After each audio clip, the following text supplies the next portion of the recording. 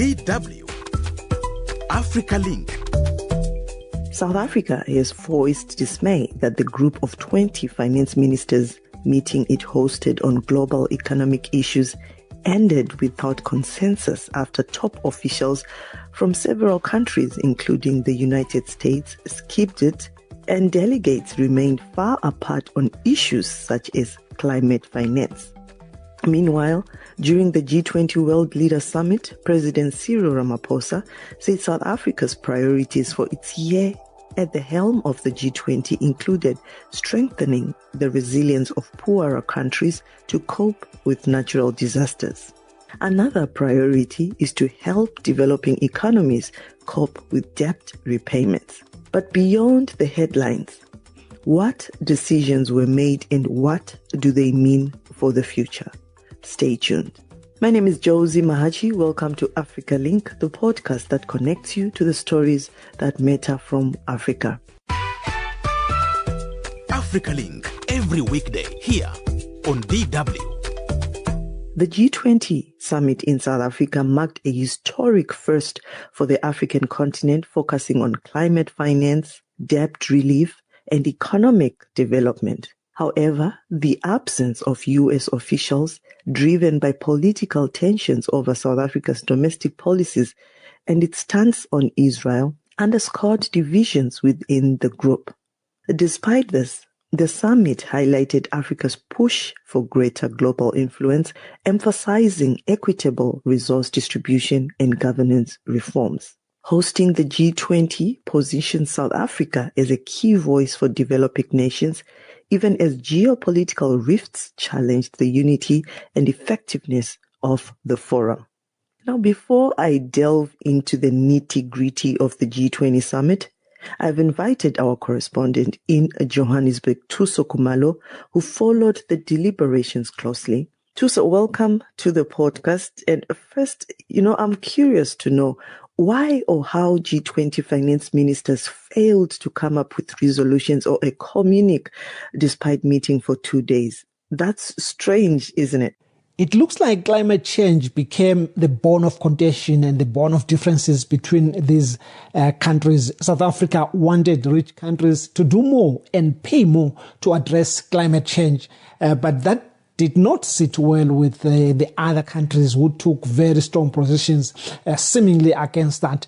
This includes assisting poor countries to embrace clean energy with finance, with technology and other things that they lack. It seems this is where countries had to stick to different positions, not willing to budge, to an extent whereby South African Finance Minister Enoch Godongwana told the media after that it seems to some countries, there are more special and important issues to discuss beside climate change, because there was really a lot of differences when it comes to that. So it seems climate change became the bone of contention and countries could not come out with one position on that. Hence, it was difficult for them to draft a communique that speaks to a unison in terms of the issues that were discussed.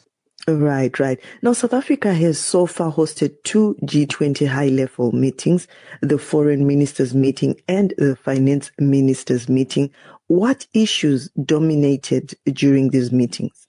Geopolitical issues have dominated the meetings, especially the G20 foreign ministers meeting. You know that this meeting comes at a time when there is a lot of disturbances across the world. In Africa, you go to Europe and you go to the Middle East. Things are not settled. So there was a lot of talk around that area. But on the economic front, also member states have agreed on certain issues that the emphasis has been no to protectionism, but saying yes to inclusiveness, yes to equality, yes to sustainability, yes to fair and open multilateral trading systems, something that the US has opposed. The US has said no to South Africa's theme of equality and sustainability. It wants something else. So Obviously, some of the discussions that have come out here, they further widen the gap between these member states, because it's almost what they say it in terms of the economic trajectory that they are taking. They are opposed to whatever US is supporting. Interesting. So how then has the lack of high-level delegations from key member states affected these engagements? In the foreign ministers' meeting, you'll note that 4 of the countries were represented by deputy ministers, and the US decided to send an embassy official to come and represent it there. When it comes to the finance ministers' meeting, the US and China and Japan, India were not represented by their ministers.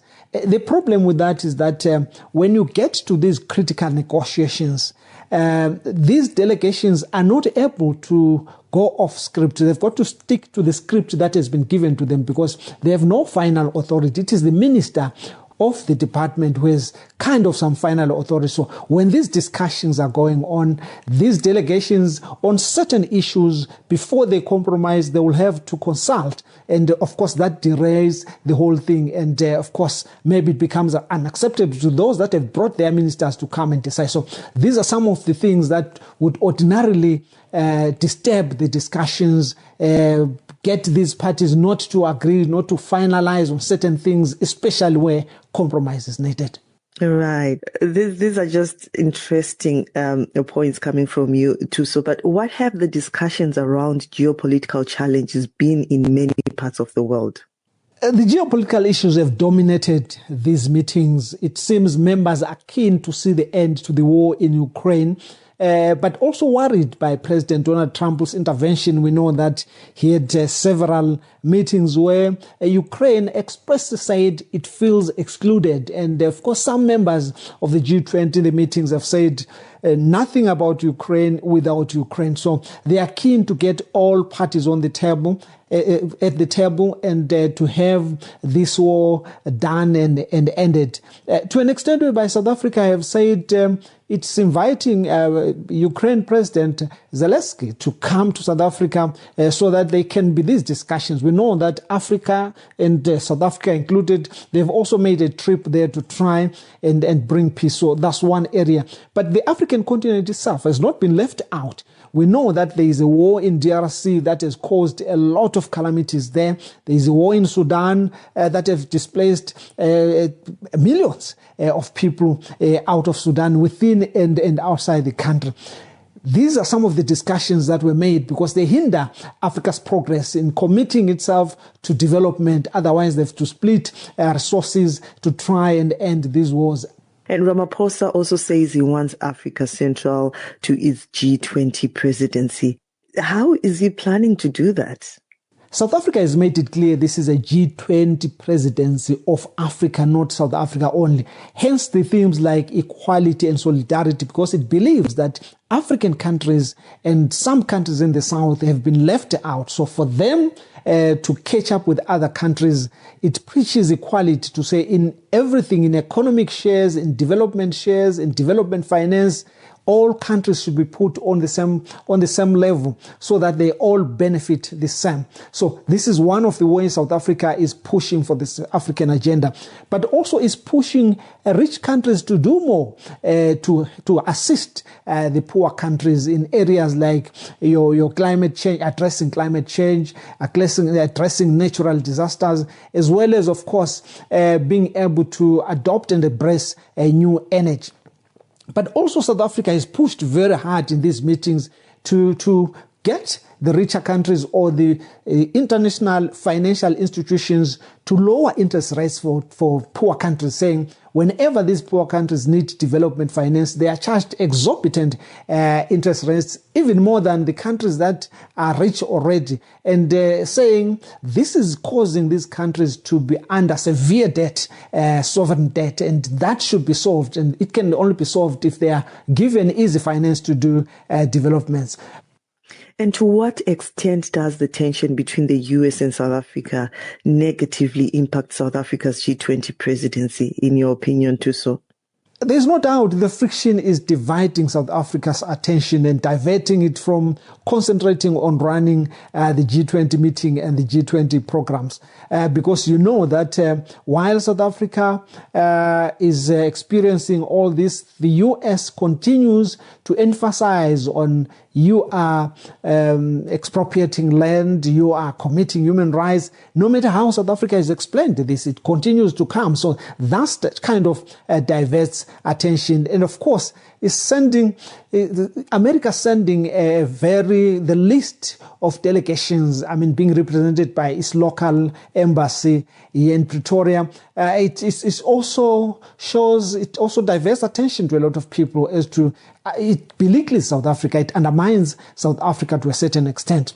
But also we know that US is South Africa's second largest partner. You don't want to be in trouble with a country like that also promotes your economic growth, employment creation and all those things. So South Africa is currently busy trying to iron out things so that at least on the economic front, it is not affected. The aid cut has also created a gap that the government still has to fill, so that has to be solved as well. So that reduces South Africa's attention to the G20 matters. DW's correspondent in Johannesburg, South Africa. Many thanks to Thuso Khumalo. Africa is changing. Don't get left behind. Tune in to Africa Link. At the Africa Link podcast, we always look across the continent to see how the stories and issues we are dealing with play out, or at times even overlap. South Africa has left the sting of Trump's quickfire policies. The gutting of the development agency USAID has affected South Africans either employed by the agency's assistance projects or who's benefiting directly from them. Now, with the US threatening to sever vital trade ties, South African businesses are on edge. The biggest question now is, should Africa's most industrialized economy prepare for a major economic and trade shakeup? My colleague Kainebe spoke to Daniel Silke, director of the Political Futures Consultancy based in Cape Town, South Africa, which specializes in political and economic analysis. Can we just talk very shortly about the automotive sector? Because this has probably faces a double whammy. First of all, because of Trump wanting to impose tariffs regarding steel and aluminium imports, but also separately, South Africa faces freezing up because of this AGOA thing. How many American vehicle manufacturers are actually in South Africa, and how much of it actually goes to the United States? Yeah, look, I don't have the exact numbers on the amounts of vehicles. I think it's about 10% of our vehicle assembly in South Africa goes to the United States. So it's quite a fair whack for that matter. And I think it's an industry anyway that's been under some pressure in South Africa for logistical reasons, economic reasons as well. So any kind of danger of that market losing market share, particularly in terms of the US market, does present a danger to General Motors and the likes that are in South Africa. But of course, the automobile industry receives tremendous protection from the state, the South African state. It receives certain benefits from the state and is often regarded in South Africa as somewhat of a showpiece export sector. And I think this would also, provide tailwinds against the sector. And it's a sector, I might add, that also faces the challenge of increasing Chinese imports into South Africa at much lower prices. So all across the board, the last thing the South African automobile industry needs is this kind of threat to lose a share of the US market. Let's just talk hypothetically now, because although Trump has made threats, and the threat of AGOA being rescinded isn't new to this administration. It was already mentioned in the Biden administration, particularly when South Africa politically seemed to be aligning a bit too much with Russia and that. But let's just talk about what kind of alternatives would the South African trade, if AGOA were to be really rescinded under the Trump administration, would it be easy for them to pivot to another buyer, maybe China, maybe India, maybe Russia? Or is this something that would just take forever? Well, firstly, just I think to reiterate the point that you make in the question, I think it is important to mention that relations between South Africa and the United States have been rocky over the last number of years, partially as a result of South Africa's entry into BRICS and this movement closer to China, and for that matter, South Africa's neutrality on the issue of Ukraine, and certainly close relations between Pretoria and Moscow over many years. So there's nothing new from a South African context that relations with the US have always been, perhaps not as perfect as they should have been.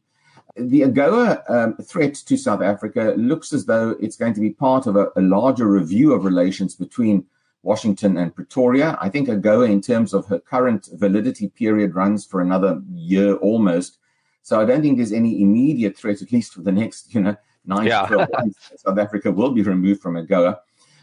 In terms of the amounts, the beneficial amounts, and how to make that up, I think this is going to be a problem for the world in general. I mean, as tariffs get applied, whether it's to European countries, whether it's to Canada, whether it's to many other countries across the world, from the United States, there's going to be a scramble, call it a new scramble for new trade partners. And South Africa will simply find herself one of those countries that will be scrambling to make up the difference in lost trade to the United States. So it is entirely conceivable that the actions against South Africa from Washington, and for that matter, the actions from Washington against the EU and other countries, can push other organizations, countries, regions to work more closely together and provide each other with the more favorable trade and bilateral trade agreements. So I think it is perfectly feasible that South Africa looks elsewhere and increases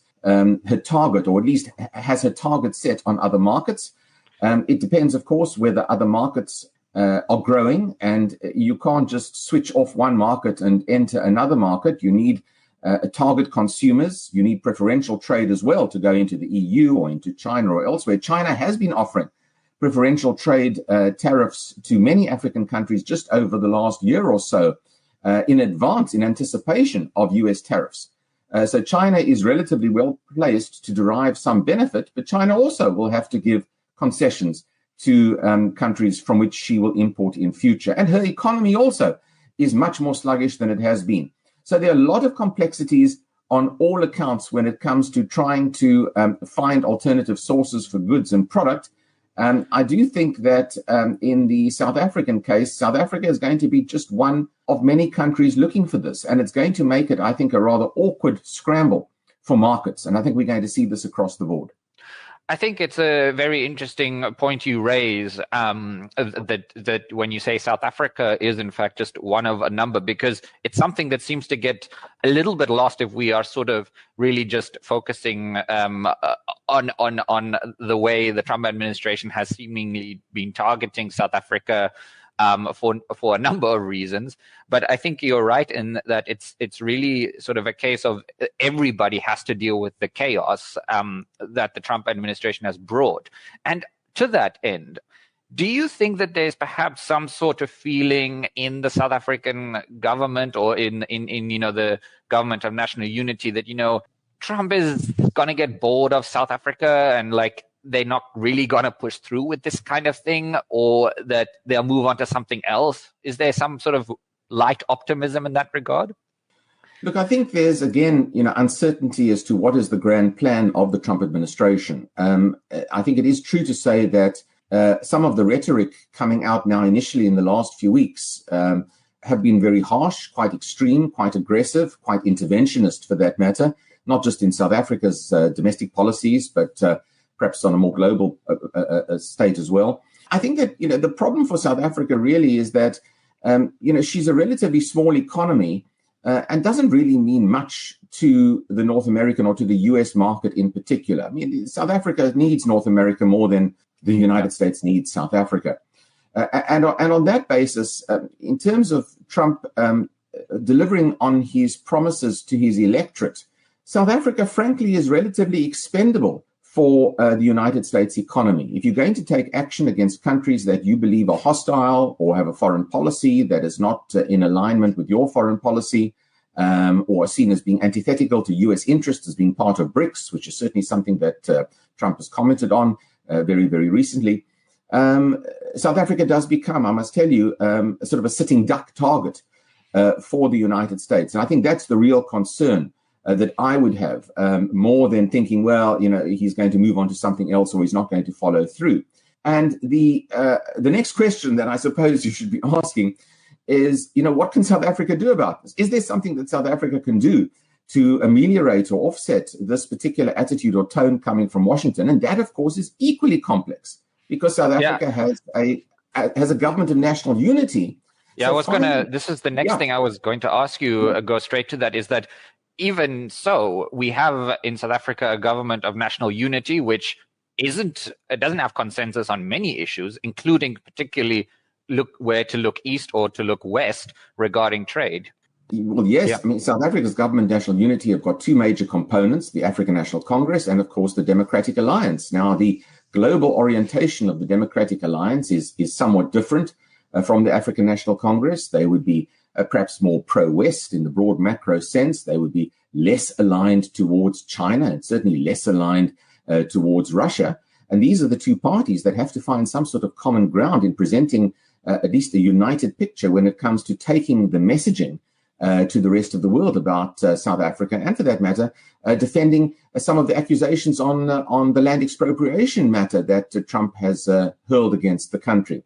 So finding consensus in how South Africa puts her case to the world, and in particular to Washington, is further complicated by a lack of, I would say, a foreign policy consensus amongst the two major participants in the government of national unity.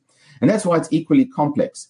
But look, I think, South Africa has a wide range of, as I say, political organizations, civil society organizations, business groupings and associations who I think can speak for themselves and certainly can present a pretty coherent and cogent case, not just in European capitals, but certainly in Washington as well. And we'll have to wait to see what kind of angle South Africa's representation will be in terms of trying to ameliorate the critiques that the country has. There's a wild card in all of this, and that clearly is ex-South Africans, those of South African origin in the United States, the sort of Musk effect that has some sort of axe to grind with South Africa and filters that through the close links within the Trump administration.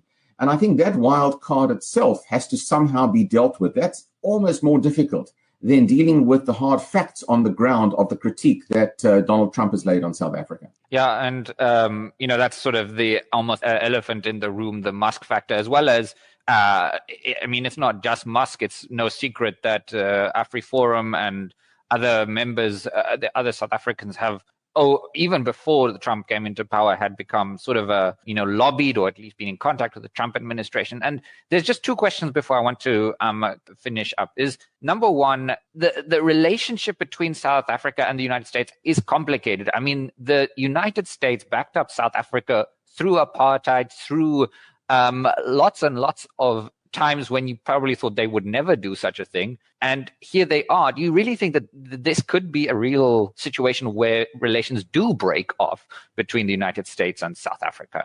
Well, I think if you're looking, you can find all sorts of scenarios as to how this plays out. Now, look, I think clearly from a South African point of view, we need trade with the United States. We need to understand that some of our policies, particularly in the foreign policy terrain, have consequences. And that our internal policies need to be better handled. There needs to be better communication, and that needs to be conveyed certainly to the United States. And I think on the basis of that, we in South Africa will now have more scrutiny on our domestic policies than we've had since the days of apartheid, for that matter. So, I think South Africa will potentially learn the hard way, given the threats and given the cost to the economy, what their own internal policies can unleash, especially when there's a new unreliable, let us say, sheriff in town in Washington. But secondly, of course, the United States also has to understand that South Africa remains critically important from an African continental point of view. She's now, of course, President Ramaphosa, head of the G20 for this year. That's an important position, whatever Washington likes to say. And in the African context, South Africa plays an outside role given the status of her economy and her diplomatic reach. South Africa is an entry point into the African continent for many U.S. businesses as well. That's it for this edition of Africa Link. Remember, you are not just a listener, but a part of our community, and your engagement can shape the direction of our discussions. We value your insights and encourage you to share your thoughts with us. Please remember to follow so you can catch all of the Africa Link podcast episodes. This podcast was co-produced and edited by Isaac Mugabi. My name is Josey Mahachi. Thanks for listening. Until the next one, it's bye for now.